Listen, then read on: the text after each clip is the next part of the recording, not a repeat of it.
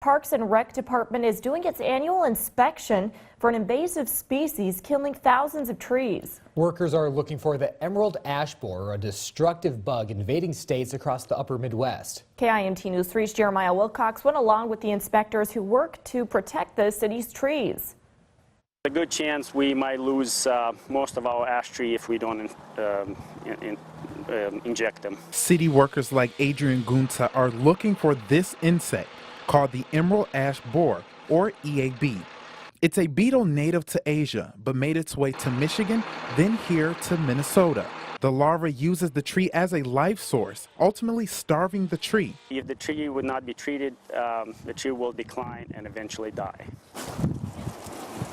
Allison Lynchy works for the city's forestry program and shows me how you can tell if you have an ash tree. When you look at the actual bark on the tree, it's kind of a lighter color compared to other trees. It may be a little bug, but in the land of 10,000 lakes, it's a big deal. There's nearly 1 billion ash trees across Minnesota. Emerald ash borer focuses on anything that's over 1 inch in diameter and all varieties of ash. So it's green ash, white ash, whatever you have, it's susceptible. And sadly, if the tree is not treated, it's basically a death sentence in the long term for that tree. If you're walking in residential areas like here in the northwest part of Rochester, you will see ash trees like these. There are over 5,000 of them spread across the city, and many of them may be affected with the EAB bug. And city workers tell me they are working hard now to get it under control. Trees do more than what you see from aesthetics. Allison says there's an economic benefit to protecting and preserving the city's greenery.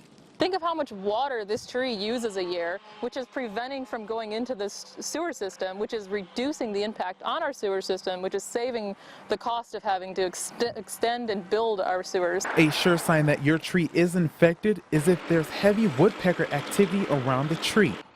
The city recommends getting treatment by injecting insecticide into the tree or cutting it down. The quicker the tree is removed, the less impact, or the slower the actual spread of the insect will be, and which will prolong us being able to keep and treat some of our ash trees. Reporting in Rochester, Jeremiah Wilcox, KIMT News 3. Inspections of ash trees starts today and will wrap up by the end of the year. Inspections will happen on public as well as private property, and workers will enter private property only if they suspect an ash tree is infested with the bug.